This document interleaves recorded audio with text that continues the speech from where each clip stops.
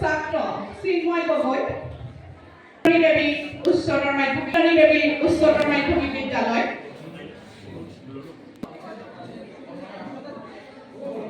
ঋদ্ধিপ্তা হাজৰিকা ঋদ্ধিপ্ৰাণ বৰা দেৰগাঁও জাতীয় বিদ্যালয় কাব্যশ্ৰী কাশ্যপ দেৰগাঁও বালিকা উচ্চতৰ মাধ্যমিক গৌৰীমা বৰা দেৰগাঁও বালিকা উচ্চতৰ মাধ্যমিক বিদ্যালয় ছাত্ৰী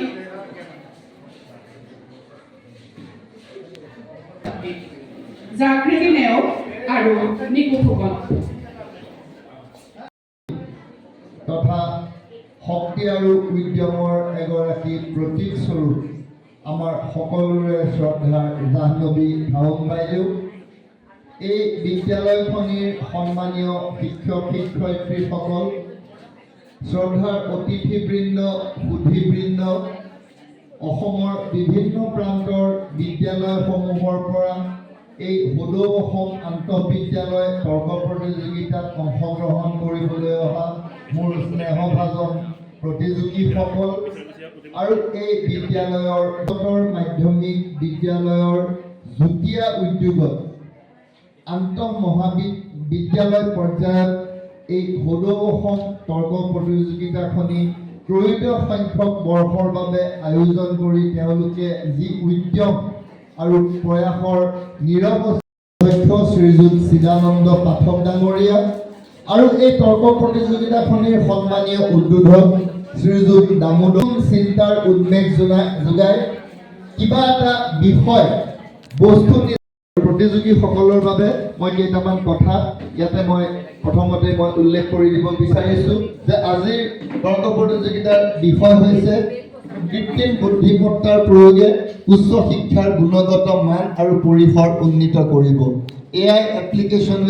এতিয়া এই বিষয়টোত আমাৰ প্ৰতিযোগীসকলে সপক্ষে আৰু বিপক্ষে তেওঁলোকে যুক্তি প্ৰদৰ্শন কৰিব। 22 গৰাকী প্ৰতিযোগীয়ে অংশগ্ৰহণ কৰিছে। ইয়াত 10 গৰাকী আমাৰ সপক্ষে আছে আৰু 12 গৰাকী আমাৰ বিপক্ষে আছে।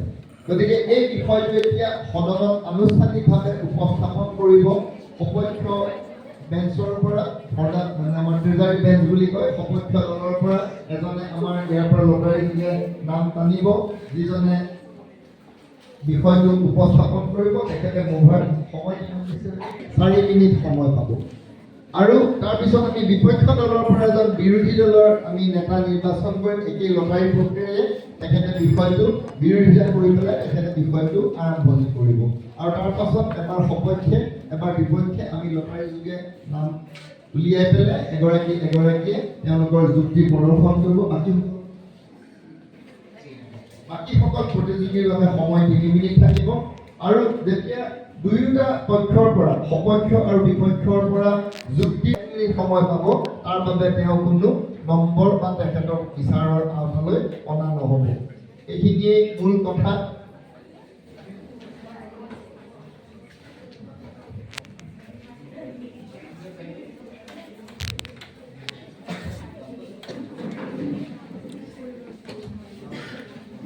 মোক এতিয়া উদ্যোক্তাসকলে জনাইছে যে মোভাৰে বিষয়টো উপস্থাপন কৰোঁতে 4 মিনিট পাব আৰু বাকীসকল প্ৰতিযোগীয়েও 4 মিনিটে পাব।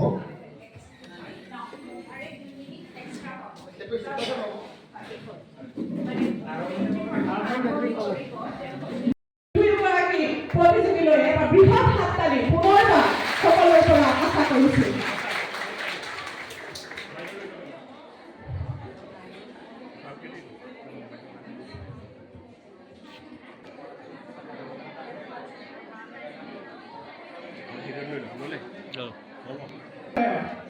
ছাত্ৰ চিন্ময় গগৈ দেৱী উচ্চতৰ মাধ্যমিক বিদ্যালয় ইন্দ্ৰাণী দেৱী উচ্চতৰ মাধ্যমিক বিদ্যালয়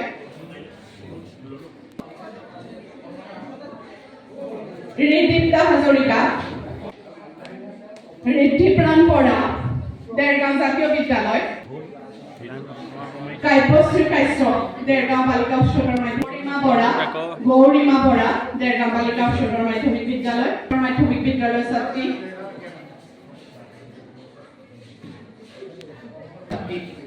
জাগৃতি নেওগ আৰু নিকু ফুকন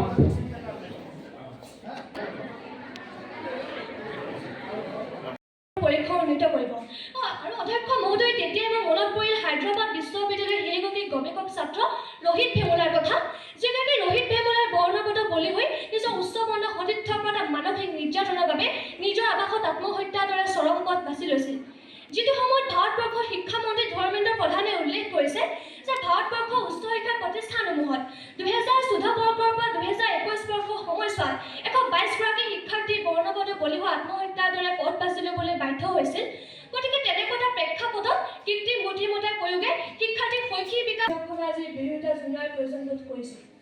মাননীয় অধ্যক্ষ মহোদয় 2024 বৰ্ষৰ 23 জুলাই তাৰিখে পঞ্জাৱৰ এগৰাকী শিক্ষাবিদ তথা আইনবিদ ডক্টৰ গীতাই প্ৰকাশ কৰি উলিওৱা সমাজতত্ত্বমূলক গৱেষণা পত্ৰ understanding the effect of artificial intelligence in higher education in India শীৰ্ষক গৱেষণা পত্ৰখনৰ কথা প্ৰকাশ পাইছিল যে গৱেষণা পত্ৰখনত উল্লেখ থকা ভাৰতবৰ্ষৰ উচ্চ শিক্ষা প্ৰতিষ্ঠানসমূহত বিজনেছ এণ্ড মেনেজমেণ্টত অধ্যয়নৰত 44.25%, কলা শাখাত অধ্যয়নৰত 24%, সমাজ বিজ্ঞানত অধ্যয়নৰত 16%, প্ৰাকৃতিক বিজ্ঞানত অধ্যয়নৰত 14% আৰু অভিযান্ত্ৰিক পাঠ্যক্ৰমত অধ্যয়নৰত কেৱল মাত্ৰ 3% শিক্ষাৰ্থীয়ে উচ্চ শিক্ষাৰ ক্ষেত্ৰত কৃত্ৰিম বুদ্ধিমত্তাৰ ব্যৱহাৰ কৰে। অৰ্থাৎ যিটো সময়ত সীমিত সংখ্যক শিক্ষাৰ্থীৰ মাজতহে উচ্চ শিক্ষাৰ ক্ষেত্ৰত কৃত্ৰিম বুদ্ধিমত্তাৰ ব্যৱহাৰ হয় আৰু 100% কৰিবৰ কাৰণে যিটো সময়ত চৰকাৰৰ কোনো পৰিকল্পনা নাই, এতিয়া বিশ্ববিদ্যালয় বা স্বতন্ত্ৰ শিক্ষাখনে সীমাবদ্ধ হৈ আছে। তেনেকুৱা এটা প্ৰেক্ষাপটত কৃত্ৰিম বুদ্ধিমত্তাৰ প্ৰয়োগে উচ্চ শিক্ষাৰ গুণগত মান আৰু পৰীক্ষা উন্নীত কৰিব নোৱাৰে, যাৰ অধ্যক্ষ মহোদয় উত্থাপনৰ বিধেয়কখন আজি পুনৰবাৰ বিৰোধিতা কৰিছে। মাননীয় অধ্যক্ষ মহোদয় নতুন ৰাষ্ট্ৰীয় শিক্ষানীতি 2020ৰ জৰিয়তে ভাৰতবৰ্ষৰ উচ্চ শিক্ষা প্ৰতিষ্ঠানসমূহে নিজৰ অঞ্চলৰ সুবিধা আৰু সংস্কৃতিৰ প্ৰয়োজনীয়তা অনুযায়ী নিজৰ পাঠ্যক্ৰমত বিভিন্ন স্থানীয় বিষয় অন্তৰ্ভুক্ত কৰাৰ সুবিধা লাভ কৰিছে। অধ্যক্ষ মহোদয় ধৰি লোৱা হ'ল মাজুলী সাংস্কৃতিক বিশ্ববিদ্যালয়ত মুখাশিল্প পাঠ্যক্ৰম অন্তৰ্ভুক্ত কৰা হ'ল। কিন্তু এই মুখাশিল্প পাঠ্যক্ৰমত কেনেদৰে উন্নীত কৰা হ'ব, কাৰণ সেইটো এটা পৰিৱেশমান কলা অৰ্থাৎ পাৰফৰ্মিং আৰ্টছ। এই পৰিৱেশমান কলাৰ লগত এই কৃত্ৰিম বুদ্ধিমত্তা কেনেদৰে সমাজ যাৰ ফলশ্ৰুতিতে সৃষ্টি হৈছে কৃত্ৰিম বুদ্ধিমত্তাৰ। তেনে সময়ত আজিৰ সদনত উত্থাপিত বিধেয়কখনক সম্পূৰ্ণৰূপে সমৰ্থন কৰি গ্ৰহণ কৰিছোঁ চৰকাৰী পক্ষৰ আসন। কৃত্ৰিম বুদ্ধিমত্তাৰ সংজ্ঞা দিবলৈ মই নাযাওঁ মাননীয় অধ্যক্ষ মহোদয়। মোৰ মতে কৃত্ৰিম বুদ্ধিমত্তা কম্পিউটাৰৰ একোটি শাখা, যিটি শাখাই মানুহৰ বুদ্ধিমত্তা, শিকনৰ ক্ষমতা, সিদ্ধান্ত গ্ৰহণ ইত্যাদি ইত্যাদি বিষয়সমূহত নিখুঁতভাৱে কম্পিউটাৰ বা মেচিনৰ জৰিয়তে কাৰ্য সম্পাদন কৰি তোলে। মাননীয় অধ্যক্ষ মহোদয়, আমি সাধাৰণতে দেখিবলৈ পাওঁ যে গৱেষণাৰ ক্ষেত্ৰখনত বৰ্তমানৰ সময়ত বৃহৎ সংখ্যক ছাত্ৰ ছাত্ৰীৰ পৰিমাণ কমি গৈছে। তাৰ কাৰণ হয়তো হ'ব পাৰে যে তেওঁলোকৰ পঢ়াৰ কৰি থকা অনীহা বা বিভিন্ন ক্ষেত্ৰত মকৰণ হৈছে। কিন্তু মাননীয় অধ্যক্ষ মহোদয়, যদিহে আমি কৃত্ৰিম বুদ্ধিমত্তাৰ প্ৰয়োগ আৰু প্ৰচাৰ চলাওঁ তেনেহ'লে হয়তো সেই শিক্ষাৰ্থীসকলেও গৱেষণাৰ ক্ষেত্ৰখনৰ প্ৰতি আকৰ্ষিত হ'ব। লগতে মাননীয় অধ্যক্ষ মহোদয়, বৰ্তমান শিক্ষাৰ্থীসকলে ডাটা এনালাইচিছ কৰোঁতে বহুতো সমস্যাৰ সন্মুখীন হয় আৰু AI ছফ্টৱেৰৰ জৰিয়তে সেই ডাটা এনালাইচিছো অতি সহজ হৈ পৰিছে। গতিকে গৱেষণাৰ ক্ষেত্ৰখনত ছাত্ৰ ছাত্ৰীৰ আগবাঢ়িবলৈ সুবিধা হৈছে। মাননীয় অধ্যক্ষ মহোদয়, আমি সাধাৰণতে দেখিবলৈ পাওঁ যে এটা শ্ৰেণীকোঠাত বহুতো ছাত্ৰ ছাত্ৰী এজন শিক্ষকেই পাঠদান কৰে। এই 21 শতিকা প্ৰতিযোগিতাৰ যুগ। এই যুগত বহুতো শিক্ষাৰ্থীয়ে শিক্ষকৰ পৰা সুচাৰুৰূপে শিক্ষা লাভ কৰিব নোৱাৰিবও পাৰে। কিন্তু মাননীয় অধ্যক্ষ মহোদয়, নতুন AI এডুকেশ্যন ছিষ্টেমৰ জৰিয়তে 1-to-1 কণ্টেক্টেৰে সকলো ছাত্ৰ ছাত্ৰীয়ে সমানভাৱে শিক্ষা আহৰণ কৰিব পাৰিব, ঘৰুৱা শিক্ষকে যেনেদৰে তেওঁলোকক পঢ়ায়। মাননীয় অধ্যক্ষ মহোদয়, ই শিক্ষাৰ্থীৰ জ্ঞানৰ ভঁৰাল বৃদ্ধি কৰিব, যাৰ ফলত উচ্চ শিক্ষাৰ মানদণ্ড বৃদ্ধি পাব। মাননীয় অধ্যক্ষ মহোদয়, মই যেনিবা এক মুহূৰ্তৰ বাবে মানি লৈছোঁ যে কৃত্ৰিম বুদ্ধিমত্তাৰ প্ৰয়োগে উচ্চ শিক্ষাৰ গুণগত মানদণ্ড প্ৰসাৰ আৰু উন্নত নকৰে। কিন্তু মাননীয় অধ্যক্ষ মহোদয়, আমি সকলোৱে শুনিছিলোঁ, সকলোৱে দেখিছিলোঁ যেতিয়া ভাৰতবৰ্ষত কৰোণা মহামাৰীৰ তাণ্ডৱ চলিছিলে, সেই সময়ত AI ছফ্টৱেৰৰ জৰিয়তে বিভিন্ন ক্লাছসমূহ কৰা হৈছিলে অনলাইনত, আৰু সেই অনলাইন ক্লাছ কৰি পৰীক্ষাত অৱতীৰ্ণ হৈ সুখ্যাতিৰে বহুতো ছাত্ৰ ছাত্ৰী উত্তীৰ্ণ হৈছিলে। তেনে ক্ষেত্ৰত মাননীয় অধ্যক্ষ মহোদয়, আপুনি আজিৰ সদনত উত্থাপিত বিধেয়কখনত কিহতেৰে বিৰোধিতা কৰোঁ। মাননীয় অধ্যক্ষ মহোদয়, আমি সপোন দেখিছোঁ বিকশিত ৰাষ্ট্ৰৰ, বিকশিত ভাৰতৰ। কিন্তু মাননীয় অধ্যক্ষ মহোদয়, 2001 চনৰ লোকপিয়লৰ তথ্য মতে ভাৰতত সাক্ষৰতাৰ হাৰ মাত্ৰ 65%। এই হাৰ বৃদ্ধি কৰিবৰ বাবে আমি কৃত্ৰিম বুদ্ধিমত্তাৰ প্ৰসাৰ আৰু প্ৰচাৰ চলাবই লাগিব তেতিয়া শিক্ষাত এক নতুন দিগন্তৰ সৃষ্টি হ'ব এই শিক্ষা হ'ব উন্নয়নৰ এই শিক্ষা হ'ব প্ৰসাৰৰ আৰু মানৱ সম্পদ নিৰ্মাণৰ মাননীয় অধ্যক্ষ মহোদয় কৃত্ৰিম বুদ্ধিমত্তাৰ সুপ্ৰয়োগৰ লগতে তাত বহুতো খুঁটি নাটি ৰৈ গৈছে সেই কথা ময়ো অন্তঃকৰণেৰে মানি লৈছোঁ কিন্তু মাননীয় অধ্যক্ষ মহোদয় মানুহক জীৱৰ শ্ৰেষ্ঠ বুলি কোৱা হয় মানুহক জীৱৰ শ্ৰেষ্ঠ বুলি সেইকাৰণে কোৱা হয় কিয়নো মানুহৰ বিবেক আছে বুদ্ধি আছে এটা বিচাৰ কৰিব পৰা শক্তি আছে আমি কৃত্ৰিম বুদ্ধিমত্তাৰ সুপ্ৰয়োগসমূহ আজৰি আনিম নে বিয়োগাত্মক দিশসমূহ আজৰি আনিম সেই কথা নিৰ্ভৰ কৰিব আজি প্ৰযুক্তিবোৰৰ ভিতৰত মুখ্য হৈছে কৃত্ৰিম বুদ্ধিমত্তা আৰু এই কৃত্ৰিম বুদ্ধিমত্তাই যে উচ্চ শিক্ষাৰ ক্ষেত্ৰত পৰিৱৰ্তন আনি গুণগত মান আৰু পৰিসৰ উন্নত কৰিব সেয়া নিশ্চিত সেয়ে আজি পবিত্ৰ সদনৰ মাজত উত্থাপন কৰা বিধেয়কখনৰ সম্পূৰ্ণ সমৰ্থন কৰি আসন গ্ৰহণ কৰিলোঁ চৰকাৰী পক্ষত অধ্যক্ষ মহোদয় প্ৰথমতে আহোঁ কৃত্ৰিম বুদ্ধিমত্তা নেকি কৃত্ৰিম বুদ্ধিমত্তা হৈছে যন্ত্ৰ অথবা কম্পিউটাৰৰ দ্বাৰা প্ৰদৰ্শিত আৰু পৰিচালিত বুদ্ধিমত্তা অৰ্থাৎ মানুহৰ বুদ্ধিমত্তা আৰু চিন্তা শক্তি কম্পিউটাৰৰ দ্বাৰা অনুকৃত কৰা কৃত্ৰিম বুদ্ধিমত্তাই বিভিন্ন সমস্যা সমাধান বিভিন্ন পৰিকল্পনা শিকা কথা চিনাক্তকৰণৰ লগতে বিভিন্ন বিষয়বস্তু চিনাক্তকৰণৰ কাম কৰে আৰু দৈনন্দিন জীৱনত যিবিলাক কাম মানুহে কৰিবলৈ অসুবিধাৰ সৃষ্টি হয় বা বিৰক্তিকৰ সময় অধিক খৰচ হয় সেইবিলাক কাম কেইখনমান দেশ হৈছে আমেৰিকা কানাডা চীন জাপান দক্ষিণ কোৰিয়া ইত্যাদি আৰু বিশ্বৰ ভিতৰত শিক্ষাৰ ক্ষেত্ৰত আমেৰিকা 1 নং কানাডা 4 নং জাপান 7 নং স্থানত আছে অধ্যক্ষ মহোদয় ইয়াতে গম পাব পাৰি যে কৃত্ৰিম উচ্চ শিক্ষাৰ ক্ষেত্ৰত কৃত্ৰিম বুদ্ধিমত্তাৰ কিমান প্ৰয়োজন আছে অধ্যক্ষ মহোদয় এটা বিশাল বিশ্বৰ প্ৰতিটো বিষয়ৰ ওপৰত জ্ঞান আহৰণ কৰিবৰ বাবে আমি মানৱ শিক্ষা কৌশললৈ গ'লে বহু সময় আৰু অৰ্থ ব্যয় হ'ব পাৰে কিন্তু কৃত্ৰিম বুদ্ধিমত্তাই এতিয়া যুগান্তকাৰী পৰিৱৰ্তন আনি দিছে এতিয়া ছাত্ৰ ছাত্ৰীয়ে তেওঁলোকৰ দুটা আঙুলিৰ দ্বাৰাই পৃথিৱীৰ সকলো ধৰণৰ জ্ঞান আহৰণ কৰিব পাৰিব অধ্যক্ষ মহোদয় আগতে ছাত্ৰ ছাত্ৰীয়ে শব্দ এটা অৰ্থ বুজিবলৈ হ'লে অভিধানৰ পাত লুটিয়াই বহু সময় ব্যয় কৰি বিচাৰিব লাগিছিল কিন্তু এতিয়া কেৱল তেওঁলোকে নিজৰ হাততে থকা মোবাইল ফোনত ডিজিটেল মাধ্যমৰ জৰিয়তে অৰ্থাৎ কৃত্ৰিম বুদ্ধিমত্তাৰে পৰিচালিত গুগল এছিষ্টেণ্ট যি হলো গুগল এছিষ্টেণ্ট গুগল জেমিনি সকলোতে এবাৰ চাৰ্চ কৰিলে তেওঁলোকে সেই শব্দটোৰ অৰ্থ আৰু লগতে সেই শব্দৰ সকলো ধৰণৰ বিষয়বস্তুখিনি জানিব পাৰে মাননীয় অধ্যক্ষ মহোদয় মই পুনৰবাৰ উত্থাপিত বিধেয়কখনৰ সমৰ্থন কৰি ক'ব বিচাৰিছে ভাল আৰু বেয়া এই দুটা দিশ সকলোৱে থাকিব কিন্তু আমি কিদৰে বেয়াখিনি ত্যাগ কৰি ভালখিনি গ্ৰহণ কৰিব পাৰিছো সেইটোহে গুৰুত্বপূৰ্ণ কথা কিন্তু এই তথ্যসমূহৰ কিমান পৰিমাণে শুদ্ধ তাৰ সত্যতা কিন্তু আমাৰ ওচৰত নাই তাৰ বিভিন্ন তথ্য আমি সংগ্ৰহ কৰিব পাৰোঁ সঁচা হয় আমি অতি কম সময়ৰ ভিতৰতে বিভিন্ন তথ্য সংগ্ৰহ কৰিব পাৰোঁ কিন্তু সকলো তথ্যই যে সম্পূৰ্ণ পৰিমাণে শুদ্ধ সেই কথা ক'ব নোৱাৰি মাননীয় অধ্যক্ষ মহোদয় আজিকালিৰ যুগত শিক্ষা ব্যৱস্থাৰ মূল লক্ষ্যটোৱেই হৈছে সৃষ্টিশীলতা আৰু সৃজনশীলতাৰ বৃদ্ধি এষাৰ কথা আছে যে মানুহে দেখি শিকে আকৌ কোৱা হয় যে necessity is the mother of invention বিশ্বৰ বিভিন্ন আৱিষ্কাৰকসকলে কৰা মহৎ আৱিষ্কাৰৰ আঁৰত আছিল তেওঁলোকৰ এক সমস্যা সমাধানৰ প্ৰতি থকা নিৰন্তৰ প্ৰচেষ্টা কিন্তু বৰ্তমান সময়ত এই কৃত্ৰিম বুদ্ধিমত্তাই সেই প্ৰচেষ্টাক আগবাঢ়িবলৈ দিয়া নাই এক বাধাৰূপে থিয় দিছে কিয়নো আমি বিভিন্ন কাম অতি সহজতে সমাধান কৰিবৰ বাবে আমি নিজৰ মন মগজুত কোনো জোৰ দিবলৈ বৰ্তমান ছাত্ৰ ছাত্ৰীসকলে ব্যৱহাৰ নকৰে অধ্যক্ষ মহোদয় কৃত্ৰিম বুদ্ধিমত্তাৰ অত্যাধিক প্ৰয়োগে উচ্চ শিক্ষাৰ মান আৰু পৰিসৰত ইতিবাচক ফলাফল আনিব বুলি ক'বলৈ সঠিক যুক্তিৰ অভাৱ শিক্ষাৰ মূল উদ্দেশ্যহে মানৱিক বিকাশ এই ক্ষেত্ৰত কৃত্ৰিম বুদ্ধিমত্তাই সীমিত ভূমিকা পালন কৰিব মানৱিক শিক্ষাহে এই উচ্চ শিক্ষাৰ ক্ষেত্ৰত অধিক প্ৰযোজ্য হ'ব বুলি ক'ব পৰা যায় গতিকে অধ্যক্ষ মহোদয় কৃত্ৰিম বুদ্ধিমত্তাই উচ্চ শিক্ষাৰ মান হ্ৰাসটো কৰে লগতে জীৱন নামৰ যুদ্ধখনত যুঁজিবলৈ ছাত্ৰ ছাত্ৰীসকলক অপ্ৰস্তুতহে কৰি তোলে ধন্যবাদ বিধেয়কখনত আমি উল্লেখ কৰিছোঁ কৃত্ৰিম বুদ্ধিমত্তাৰ প্ৰয়োগৰ বিষয়ে সন্মানীয় অধ্যক্ষ মহোদয় আমি জানো যে সকলো বস্তুৰে ভাল বেয়া দুটা দিশ আছে আমি ভালখিনি গ্ৰহণ কৰোঁ নে বেয়াখিনি গ্ৰহণ কৰোঁ, সেয়া সম্পূৰ্ণ নিৰ্ভৰ কৰে আমাৰ মনোজগতৰ ওপৰত। সেই ভাল বেয়াৰ উত্থাপন কৰি আজি এখন বিধেয়ক উত্থাপন কৰিলোঁ। সন্মানীয় অধ্যক্ষ মহোদয়, আমি জানিলেও আহক কৃত্ৰিম বুদ্ধিমত্তাৰ প্ৰয়োগৰ বিষয়ে।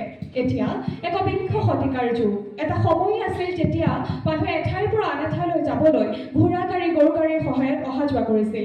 কিন্তু বৰ্তমান সময়ত সেই ঠাইলৈকে যাবলৈ মানুহে উৰাজাহাজৰ দ্বাৰা যোৱাৰ ব্যৱস্থা হৈছে। তেনে প্ৰেক্ষাপটত সন্মানীয় অধ্যক্ষ মহোদয় সম্ভৱ হৈছে কেৱল বিজ্ঞানৰ কাৰণে। সেই বিজ্ঞানৰ এক অৱদান হৈছে কৃত্ৰিম বুদ্ধিমত্তা। সন্মানীয় অধ্যক্ষ মহোদয়, আমি জানিলেও আহক আমাৰ ছাত্ৰ ছাত্ৰীসকলৰ জ্ঞান আহৰণ কৰাৰ তিনিটা ধৰণ আছে। প্ৰথমতে ছাত্ৰ ছাত্ৰীসকলে দেখি পেলাই বস্তুবোৰৰ ছবি মনত ৰাখি জ্ঞান আয়ত্ত কৰে, দ্বিতীয়তে শুনি পেলাই জ্ঞান আয়ত্ত কৰে, আৰু তৃতীয়তে যিসকল ছাত্ৰ ছাত্ৰীয়ে দেখিব বা শুনিব নোৱাৰে তেওঁলোকে স্পৰ্শ কৰি জ্ঞান আয়ত্ত কৰে। সেইকাৰণে ব্যৱহাৰিক জ্ঞান থিয়ৰিকেল বা লিখিত জ্ঞানতকৈ অধিক ফলপ্ৰসূ হোৱা দেখা গৈছে।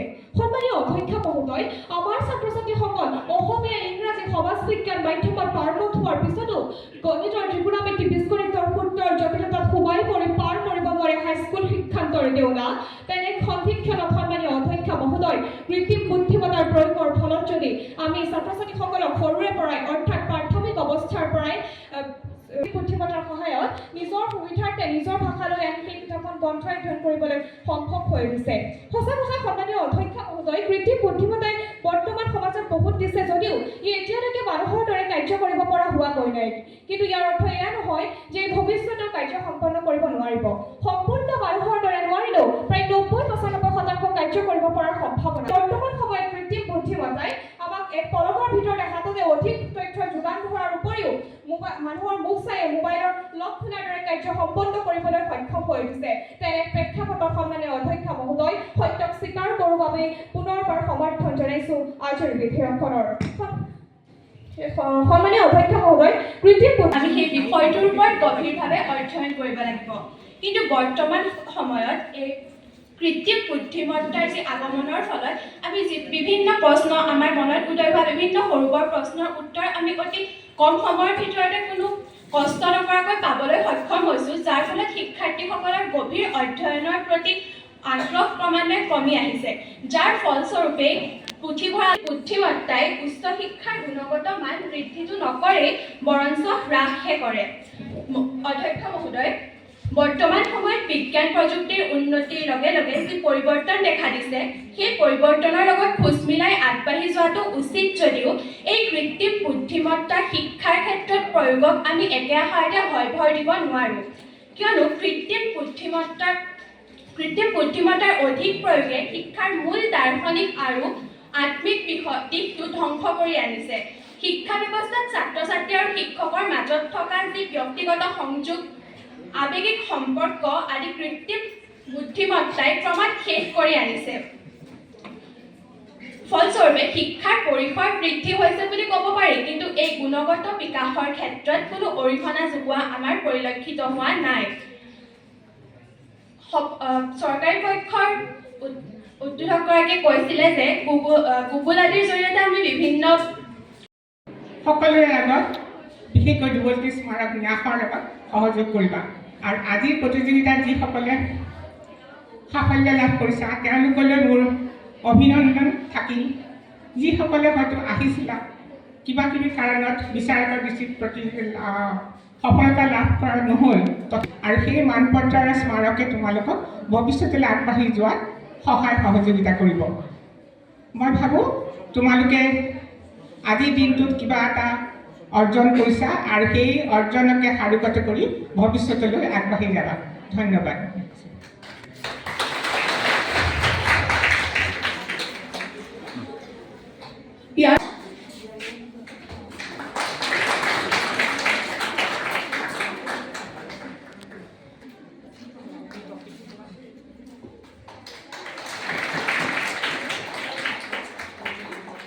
বঁটাটো গ্ৰহণ কৰিবৰ বাবে অনুৰোধ জনাইছোঁ।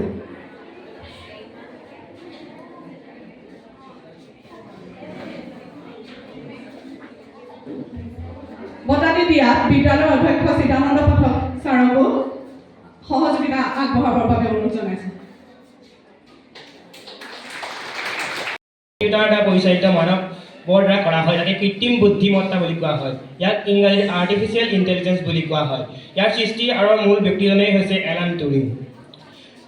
অধ্যক্ষ মহোদয়, আজি এই বিজ্ঞান প্ৰযুক্তিৰ যুগত প্ৰায় প্ৰতিগৰাকী ছাত্ৰ ছাত্ৰীয়ে কৃত্ৰিম বুদ্ধিমত্তা ব্যৱহাৰ কৰে, কিন্তু এই কৃত্ৰিম বুদ্ধিমত্তাৰ প্ৰয়োগে উচ্চ শিক্ষাৰ গুণগত মান আৰু পৰিসৰ কেতিয়াও উন্নীত কৰিব নোৱাৰে। উচ্চ শিক্ষাৰ গুণগত মান মানে হৈছে মানসিক, বৌদ্ধিক, শাৰীৰিক উৎকৰ্ষ সাধনকে আদি কৰি সৰ্বাংগীন উৎকৰ্ষ সাধন। কিন্তু আজি এই উচ্চ শিক্ষা ব্যৱস্থা প্ৰকৃততে এনে হৈছে নে অধ্যক্ষ মহোদয়, আপুনি কওকচোন বাৰু। উচ্চ শিক্ষা হৈছে বহুতৰপীয়া। সমাজ নীতি, পৰিৱেশ বিজ্ঞানকে আদি কৰি বিভিন্ন বিষয়ত কৃত্ৰিম বুদ্ধিমত্তাৰ প্ৰয়োগে ইয়াৰ মান আৰু পৰিসৰ কেতিয়াও উন্নীত কৰিব নোৱাৰে।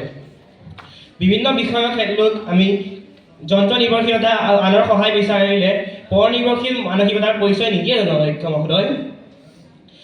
অধ্যক্ষ মহোদয়, আমি যেতিয়া পৰিৱেশ বিজ্ঞানৰ বিষয়ত AI ব্যৱহাৰ কৰোঁ, এই AI আমি আওপকীয়াকৈ কি কৰি আছোঁ? এই AIটোনো আহিছে ক'ৰ পৰা? 4G, 5G আদি নেটৱৰ্ক ব্যৱহাৰ কৰাৰ ফলত অকালতে চৰাই চিৰিকটিৰ মৃত্যু হৈছে। তদুপৰি মানুহৰ আয়ুসো কমি আহিছে।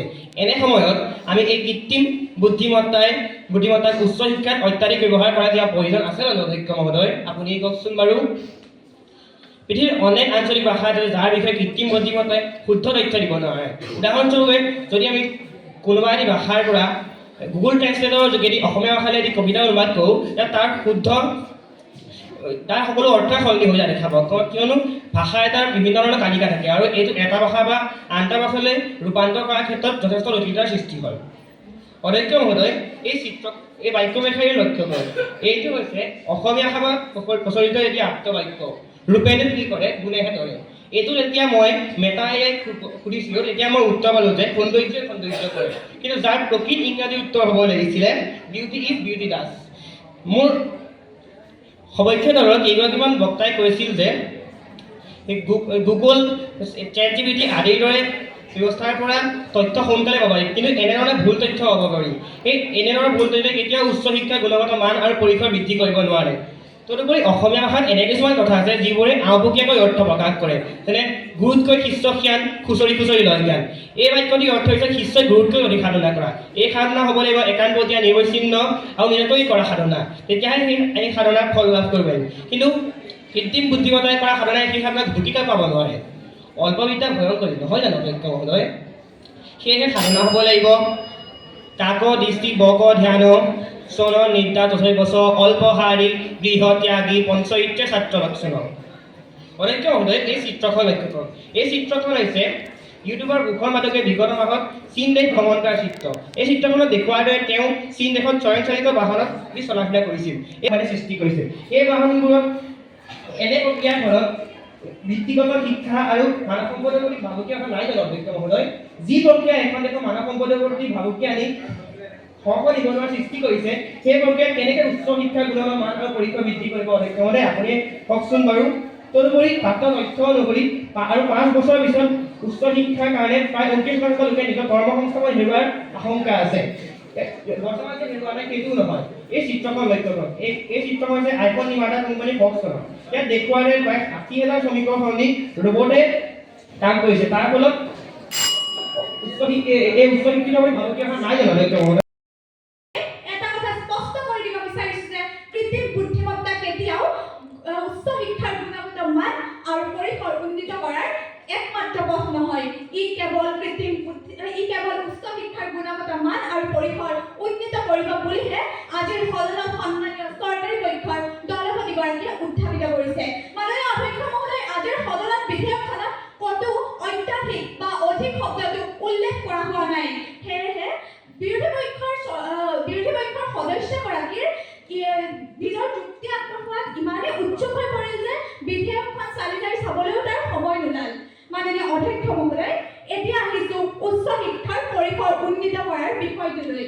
যি সময়ত বিশ্বৰ উন্নত ৰাষ্ট্ৰসমূহে কৃত্ৰিম বুদ্ধিমত্তাৰ জৰিয়তে উচ্চ শিক্ষাৰ পৰিসৰ উন্নীত কৰাত ব্যাপক প্ৰভাৱ পেলাইছে, তেনে প্ৰেক্ষাপটত কিন্তু নিউয়ৰ্ক টাইমছৰ প্ৰকাশিত তথ্য অনুসৰি আমেৰিকা যুক্তৰাষ্ট্ৰৰ 81 সংখ্যক উচ্চ বিশ্ববিদ্যালয়সমূহ, উচ্চ শিক্ষানুষ্ঠানসমূহ কৃত্ৰিম বুদ্ধিমত্তাৰ দ্বাৰা পৰিচালিত অনলাইন শিক্ষা ব্যৱস্থাই সামৰি লোৱা দেখা গৈছে। মাননীয় অধ্যক্ষ মহোদয়, 2023 চনত প্ৰকাশিত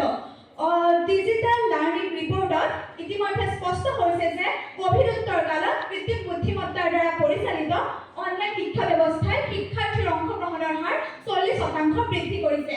যি সময়ত শাৰীৰিক অক্ষমতাৰ বাবে বিদ্যালয়লৈ গৈ শিক্ষা গ্ৰহণ কৰিব নোৱাৰা এজন ছাত্ৰই কৃত্ৰিম বুদ্ধিমত্তাৰ দ্বাৰা নিজৰ শিক্ষা গ্ৰহণৰ পথটো মুকলি কৰি লয়।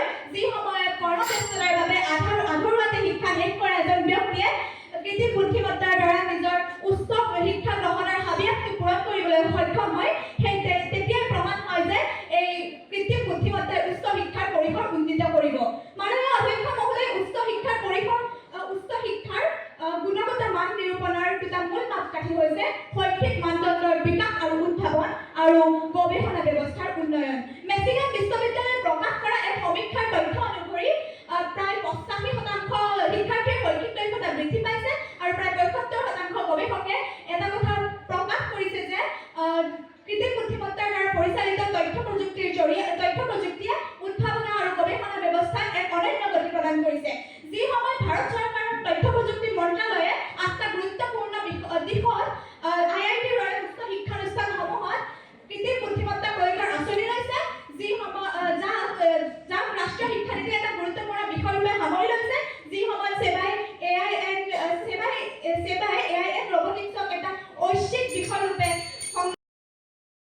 even expect something to improve in a field when that thing doesn't even know to perform the most basics of that field. Doesn't matter how strong the roof and the walls of a building are when the foundation or the base is weak. Honorable Speaker, artificial intelligence is impossible without human intelligence, as humans are the only one who input command and information for the artificial intelligence to work. What is artificial intelligence? Artificial intelligence is like giving brains to machine, such brains that cannot even think on its own. It can only perform various tasks, solve complex questions. So students doesn't use their brain to solve questions, and instead they use artificial intelligence to solve complex problems. An average human uses 10% of their brain, but using artificial intelligence may decrease this percentage to almost 0.5%. Higher education. If you look into the scopes of higher education, then unlike lower education, the scopes of higher education is more. Whereas lower education mainly include teaching and learning, higher education also includes research and evaluation. Teaching and learning. To help students reach their full potentials, a teacher identifies the student's strength, provide emotional support, test their general knowledge, previous knowledge on the topic they are about to teach, and provide them motivation and inspire them to learn about a topic. But artificial intelligence cannot do this. Teacher uses a special teaching skill called stimulus variation to make teaching and learning more attractive, and an AI can never perform this skill like a human teacher. My opposition party mentioned that AI can provide us every information we want, but the main factor of research is to collect data. Yes, there are two types of data collection procedure: primary and secondary. They told us about the secondary data collection procedure, but what about the primary data collection procedure?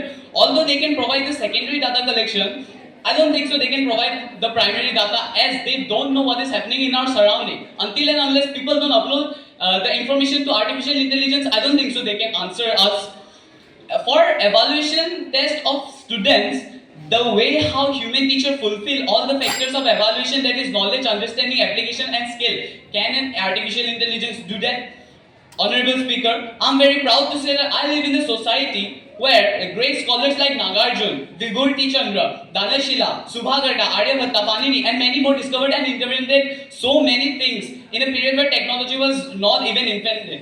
Their invention and discoveries, without their invention and discoveries, artificial intelligence would have just been a dream. Before telescope was even invented, our Indian ancient mathematicians and astronomers discovered that the solar system contains 9 planets. This all were done by just using their critical thinking power and doing complex questions.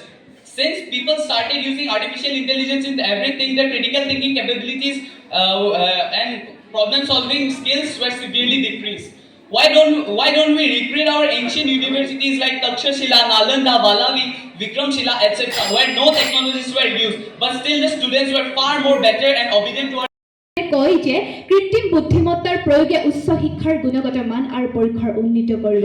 কিন্তু মাননীয় অধ্যক্ষ মহোদয়, চৰকাৰী পক্ষৰ দলপতিগৰাকী যেতিয়াই সদনৰ মাজমজিয়াত উত্থাপন কৰিছে এনেখন বিধেয়কৰ, তেতিয়াই কেইটামান প্ৰশ্নৰ উদ্ভৱ হৈছিলে। আৰু প্ৰথমটো প্ৰশ্নৰ উদ্ভৱ হৈছিলে সেই উচ্চ শিক্ষা শব্দটো দেখি, যিটো উচ্চ শিক্ষাই আনুষ্ঠানিক শিক্ষাৰ কথাকেই নিৰ্দেশ কৰিব বিচাৰিছে নে অনানুষ্ঠানিক শিক্ষাৰ কথাকেই নিৰ্দেশ কৰিব বিচাৰিছে, তাকো কিন্তু সদনৰ মাজমজিয়াত আনি স্পষ্টকৈ উল্লেখ কৰা নহ'ল। মাননীয় অধ্যক্ষ মহোদয়বোৰ দ্বিতীয়টো প্ৰশ্নৰ উদ্ভৱ হৈছিলে সেই গুণগত মান শব্দটো দেখি। অতীতৰ পৰা বৰ্তমানলৈকে শিক্ষা লাভ কৰি যিসকল লোকে আজিৰ তাৰিখতো শিক্ষাৰ পোহৰ বিলাই আছে, সেইসকল লোকৰ শিক্ষাগত অৰ্হতাক নুই কৰিব বিচাৰিলে নেকি সন্মানীয় চৰকাৰী পক্ষৰ সদস্যসকলে। আৰু মাননীয় অধ্যক্ষ মহোদয়, মোৰ তৃতীয়টো প্ৰশ্নৰ উদ্ভৱ হৈছিলে সেই পৰিসৰ শব্দটো দেখি, যিটো পৰিসৰৰ কথা যদি আমি আনুষ্ঠানিক শিক্ষাৰ কথা ক্ষেত্ৰতেই ধৰি লওঁ, তেনেহ'লে কৃত্ৰিম বুদ্ধিমত্তাই কেতিয়াও নৈতিক স্খলনৰ বিৰুদ্ধে খোজ দিব নোৱাৰে, কৃত্ৰিম বুদ্ধিমত্তাই কেতিয়াও নৈতিক শিক্ষা প্ৰদান কৰিব নোৱাৰে। আৰু মাননীয় অধ্যক্ষ মহোদয়, প্ৰথমে এনেধৰণৰ ত্ৰুটিসমূহৰ অনুধাৱন কৰিছোঁ বাবেই বিৰোধিতা কৰিছোঁ আজিৰ বিধেয়কখনৰ আৰু গ্ৰহণ কৰিছোঁ সন্মানীয় বিৰোধী পক্ষৰ আসন।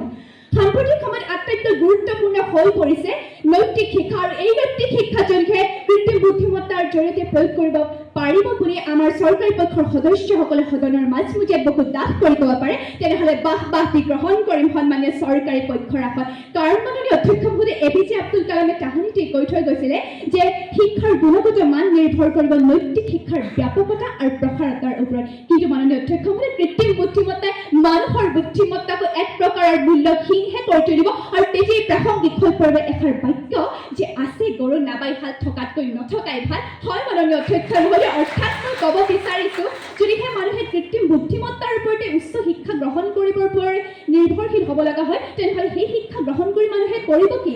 যদিহে সেই শিক্ষা গ্ৰহণ কৰা এগৰাকী শিক্ষাৰ্থীৰ ভৱিষ্যতে প্ৰবক্তা বা উচ্চ শিক্ষাৰ স্তৰটোত শিক্ষা দান কৰাৰ সপোন থাকে, তেনেহ'লে সেই সপোনকো ভাঙি চিঙি চুৰমাৰ কৰা নহ'ব।